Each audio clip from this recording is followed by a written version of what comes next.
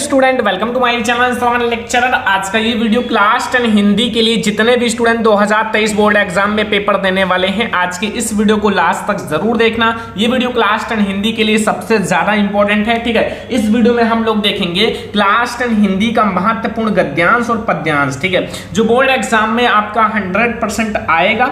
ठीक है, लेकिन मैं आप लोगों को बताऊंगा जो मोस्ट इंपोर्टेंट गद्यांश और पद्यांश है, और हाँ ऐसा भी बताऊंगा कि आपको बोर्ड एग्जाम में कैसे हल करना है, कैसे सॉल्व करना है कि आपको फुल मार्क्स मिले। ठीक है, देखो लिखते तो सभी स्टूडेंट हैं, लेकिन वो भी अगर आप अच्छे से लिखोगे तभी आपको फुल मार्क्स मिलेगा। नहीं तो बहुत सारे स्टूडेंट को क्या मिलता है, 6 नंबर का है तो 2 नंबर, 3 नंबर, 4 नंबर, बस इससे ज्यादा नहीं मिलता है। ठीक है, आपको 6 में 6 नंबर मिलेगा अगर जैसा मैं आपको बताऊंगा वैसा सॉल्व करोगे तो बोर्ड एग्जाम में। तो सबसे पहले मैं आपको मोस्ट इंपोर्टेंट गद्यांश बताऊंगा। ठीक है, मोस्ट इंपोर्टेंट गद्यांश। तो यहां आप लोग सबसे पहले देखो कि पहले पहाड़ काटकर उसे खोखला कर दिया गया। ये बहुत ज्यादा इंपॉर्टेंट गद्यांश है। अगर आप model paper, previous year paper ये सब उठाकर देखोगे तो आपको देखने को मिल जाएगा। ठीक है, खोखला कर दिया गया, फिर उसमें सुंदर भवन बना दिए गए। ठीक है, फिर उसमें सुंदर भवन बना लिए गए जहां खंभों पर उभरी मूर्तें बिहंस उठी। जहां जो खंभे होती हैं, खंभे पर उभरी मूर्तें बिहंस उठी और भीतर की समूची दीवारें और छतें रगड़कर चिकनी कर ली गई। और जो भीतर की समूची दीवारें हैं और जो छत है उसको रगड़कर चिकना कर लिया गया। और तब उनकी जमीन पर चित्रों की एक दुनिया बसा दी गई। तब जमीन पर चित्रों की एक दुनिया बसा दी गई। पहले प्लास्टर लगाकर आचार्यों ने उन सब पर लहराती रेखाओं में चित्रों की काया सिरस दी। ठीक है, पहले जो प्लास्टर लगाकर आचार्य जो थे, आचार्य या पंडित लोग, ठीक है, ने उन पर लहराती रेखाओं में चित्रों की काया सिरस दी। फिर उनके चेले जो हैं कलावंतों ने रंग भरकर प्राण फूंक दिए। फिर उसमें रंग कलर कर दिया। फिर उसमें ऐसा लग रहा था कि मानो सही सही का है। ठीक है, फिर तो दीवारें उमंग उठी और पहाड़ पुलकित हो उठी। ये आपका एक मोस्ट इंपोर्टेंट गद्यांश है जो बोर्ड एग्जाम के लिए बहुत ही ज्यादा इंपॉर्टेंट। तो अब बोर्ड एग्जाम में इससे रिलेटेड आपसे 3 क्वेश्चन पूछेगा। पहला, उपयुक्त गद्यांश का संदर्भ लिखो। ये बोर्ड एग्जाम में 2 नंबर का आएगा। एंड रेखांकित अंश की व्याख्या करो, 2 नंबर का। और पहाड़ों को काटकर जीवंत बनाया गया, ये भी 2 नंबर का। मतलब कुल मिला के आपके 6 मार्क्स का ये आपका क्वेश्चन पेपर आएगा। ठीक है, मतलब ये आपका क्वेश्चन आएगा जो आपका गद्यांश है। तो सबसे पहले हम लोग देखेंगे गद्यांश का संदर्भ। तो संदर्भ लिखने के लिए आपको बोर्ड एग्जाम में कॉपी देगा ही, तो उसमें आपको सबसे पहले ऐसा संदर्भ हेडिंग डालना है। संदर्भ हेडिंग डालने के बाद फिर आपको क्या करना है, संदर्भ हेडिंग डाल देना, फिर आपको ब्लैक कलर से अंडरलाइन कर लेना है। ठीक है, ब्लैक कलर से जब आप अंडरलाइन कर लोगे तो बहुत सुंदर लगेगा। तो फिर ऐसा करने के बाद आपको संदर्भ अच्छे से लिखना है। ठीक है, जैसे इस चैप्टर का जो लेखक है और चैप्टर का नाम तो पता ही होगा। तो सबसे पहले आप लिखो प्रस्तुत गद्यावतरण। प्रस्तुत गद्यावतरण। गद्यावतरण हमारी पाठ्य पुस्तक, जो ये हमारी पाठ्य पुस्तक है, हमारी पाठ्य पुस्तक। ठीक है, हमारी जो पाठ्य पुस्तक है, इस पुस्तक का क्या नाम है, हिंदी। ठीक है, ये तो सभी को पता है, कॉमन सी बात है। तो इसको आप ब्लैक से लिखना और ऊपर आपको इनवर्टेड कॉमा लगा देना है। ठीक है, हिंदी। ठीक है, हिंदी के गद्य खंड, हिंदी के आपका जो गद्य खंड है। ठीक है, गद्य खंड, हिंदी के गद्य खंड में संकलित, हिंदी के गद्य खंड में संकलित। एंड संकलित के बाद फिर आपको लिखना है तथा भारतीय पुरातत्व के महान विद्वान, या फिर आप लिख सकते हो संकलित। ठीक है, ठीक है, तथा भारतीय पुरातत्व, जो मतलब भारतीय पुरातत्व है, मतलब ध्यान से समझना, थोड़ा सा मैं इनका विवरण दे देता हूं। भारतीय पुरातत्व जो के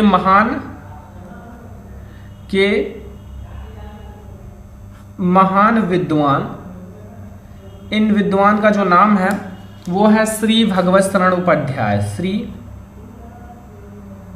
भगवत शरण उपाध्याय। ठीक है, उपाध्याय,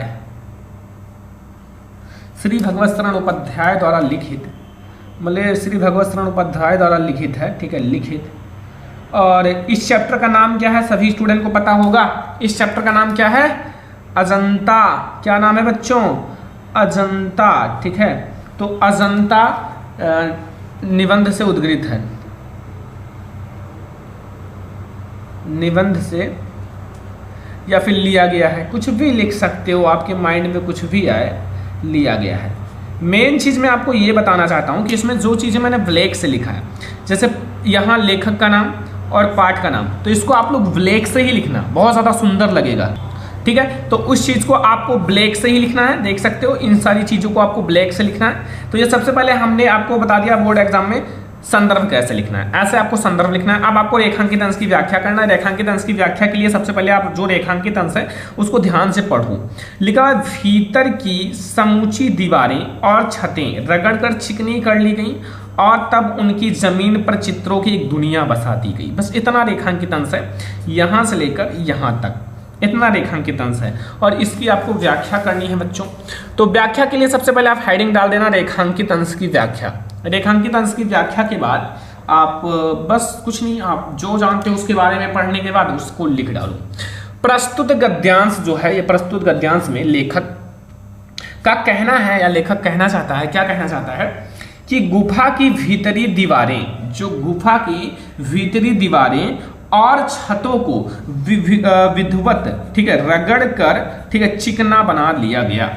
कहने का मतलब है कि मतलब जो गुफा है, गुफा की जो भीतरी दीवारें हैं और छतें हैं उनको विधिवत रगड़कर एक मतलब अच्छे से रगड़कर चिकना बना दिया गया कि सुंदर दिखे। ठीक है, और तत्पश्चात उस पर चिकनी पृष्ठभूमि पर चित्रकारों ने द्वारा अनेकों अनेक चित्र बना दिए गए।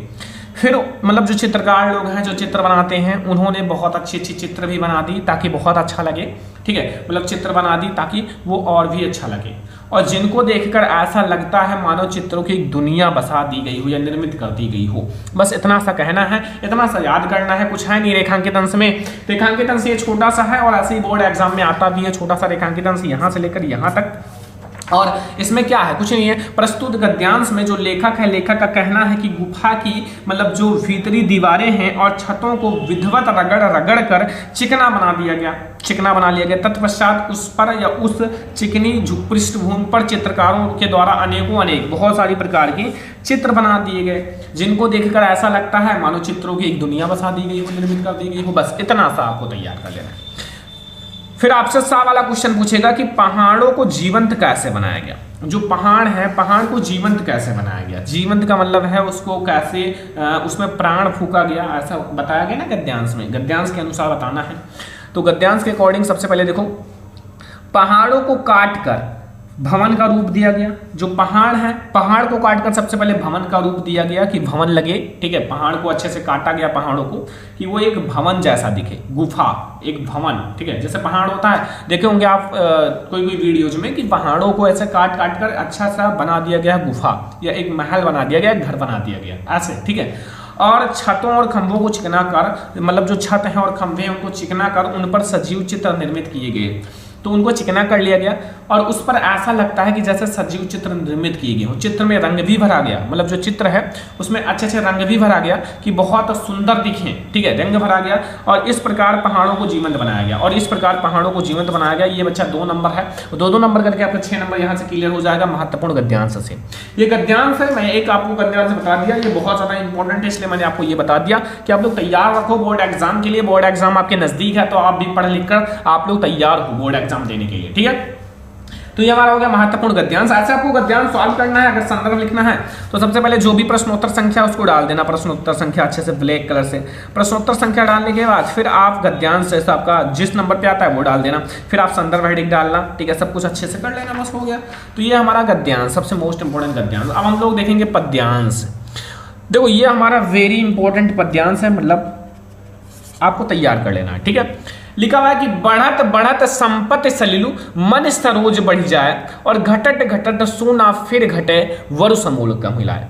ठीक है, अब ये आपका एक पद्यांश है जो बोर्ड एग्जाम के लिए मोस्ट इंपॉर्टेंट है। तो भैया कैसे तैयार करोगे, सबसे पहले आपको इसको ध्यान से पढ़ना है कि बढ़त बढ़त संपत्ति सलिलु, यहां से थोड़ा थोड़ा आ रहा है। बढ़त बढ़त किस चीज की बात कर जा रही है, अगर आपको नहीं आता तो थोड़ा सा ध्यान से पढ़ना, फिर आपको थोड़ा थोड़ा समझ में आता चला जाएगा कि बढ़त बढ़त संपत्ति सलिलु मनि सरोज बढ़ी जाए और घटट घटट सोना फिर घटे वरु समूल कम हिलाए। ठीक है, तो सबसे पहले इसमें 3 क्वेश्चन रहेगा, ये भी 6 ही नंबर का रहेगा। पहला रहेगा कि प्रस्तुत दोहे की संदर्भ हिंदी में व्याख्या कीजिए तथा काव्य सौंदर्य भी स्पष्ट कीजिए, ये पहला है।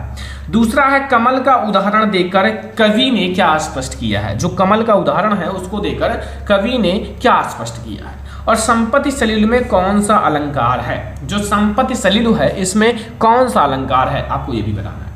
तो सबसे पहले हम लोग बात करेंगे कि संदर्भ प्रसंग व्याख्या की। तो ये किस चैप्टर से लिया गया है और उसके जो कवि हैं वो कौन है, सबसे पहले हम लोग इस पर बात करेंगे। तो संदर्भ मैंने अच्छे से लिख रखा है कि आप लोगों को ज़्यादा टाइम ना दे और अच्छे से समझ में आ जाए, ज़्यादा आपका टाइम ना वेस्ट हो। बोर्ड एग्जाम नज़दीक है, आप लोगों को कम समय में ज़्यादा अच्छे से तैयारी करना होगा, ठीक है।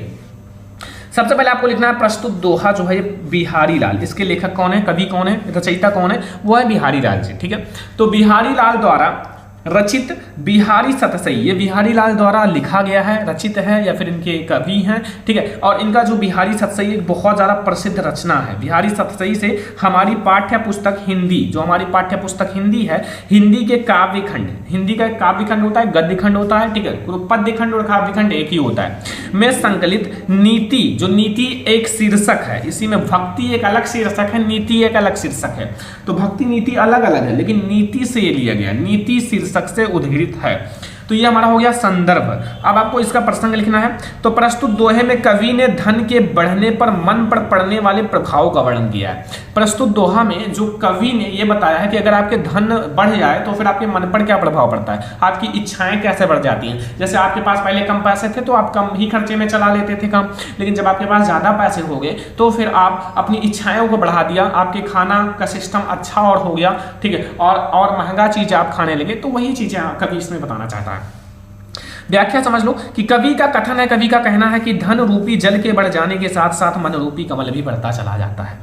कवि का कहना है कि मतलब जो धन रूपी जल है, धन रूपी जल के बढ़ जाने के साथ साथ मन रूपी कमल भी बढ़ता चला जाता है। जैसे एक कमल है, कमल अगर पानी में लगा है तो भैया जब पानी बढ़ता जाता है तो कमल भी बढ़ता चला जाता है, लेकिन जब पानी घट जाता है तो कमल नहीं घटता, उसका डंठल जो है, डंठल मतलब जो एक डंडा सा होता है वो नहीं घटता। क्यों? क्योंकि ये है आपकी तुलना की गई है कि धन की मतलब मन रूपी की तुलना मन से मतलब मन की कमल से की गई है कि बढ़ता चला जाता है, किंतु धन रूपी जल जो जल है कि बढ़ने के साथ साथ मन रूपी कमल नहीं घटता, कमल नहीं घटता, कमल उतना ही रहेगा। पानी कम हो गया तो क्या वो टूट जाएगा, बिखर जाएगा, नष्ट हो जाएगा, वही चीज तो इसमें बताया गया है। किंतु धन रूपी जल के घटने के साथ साथ मन रूपी कमल नहीं घटता, अपितु समूल नष्ट हो जाता है, सब कुछ नष्ट हो जाता है, ठीक है। अब ध्यान से यहां समझो मैं क्या कहना चाहता हूं। अर्थात धन के बढ़ जाने के साथ साथ मन की इच्छाएं भी बढ़ जाती हैं। जैसे आपके पास ज्यादा धन हो गया तो आपकी इच्छाएं भी बढ़ जाएंगी, परंतु धन के घट जाने के साथ साथ मन की इच्छाएं नहीं घटती। तब परिणाम यह होता है कि मनुष्य यह सह नहीं पाता और दुख से मारे के समान हो जाता है, दुख में मरे के समान हो जाता है। बस इतना सा आपको तैयार कर। तो ये हमारा हो गया क्वेश्चन। अब इसमें आपका और भी क्वेश्चन है, देखो यहाँ कमल का उदाहरण देकर लेखक या कवि क्या स्पष्ट करना चाहता है।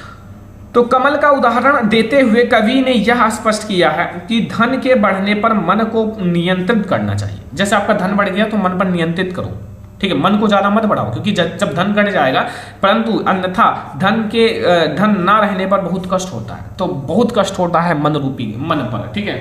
बस इतना सा तो है, कुछ है नहीं, लेकिन थोड़ा सा आप लोग संपत्ति सलिल में कौन सा अलंकार है इसमें बताना है, कौन सा अलंकार। देखो सा दो बार आया, एक वर्ड एक अक्षर की आवृत्ति दो बार हुई है बच्चा, तो फिर कौन सा अलंकार होगा? सिंपल सी बात है, अनुप्रास अलंकार होगा, ठीक है। तो ये आपका दो नंबर का क्वेश्चन है, 2 नंबर 2 नंबर 2 नंबर 6 नंबर बिल्कुल पक्का, ठीक है। अगर बोर्ड एग्जाम में ये आएगा तो कोई दिक्कत नहीं होगा। तो आज मैंने आपको बताया महत्वपूर्ण गद्यांश और पद्यांश, बोर्ड एग्जाम के लिए मोस्ट इंपोर्टेंट क्वेश्चन है, ये आपको तैयार कर लेने हैं। और अगर आपको ये वीडियो पसंद आया हो तो लाइक भी कर देना है, शेयर भी कर देना है, चैनल पर नया तो सब्सक्राइब भी कर देना है। हम आप लोगों के लिए और भी अच्छे अच्छे वीडियोस लाएंगे, ठीक है, ताकि आप लोगों की बोर्ड एग्जाम की तैयारी और अच्छे से हो सके। तो चलो फिर मिलते हैं नेक्स्ट इंपोर्टेंट वीडियो में, तब तक के लिए धन्यवाद।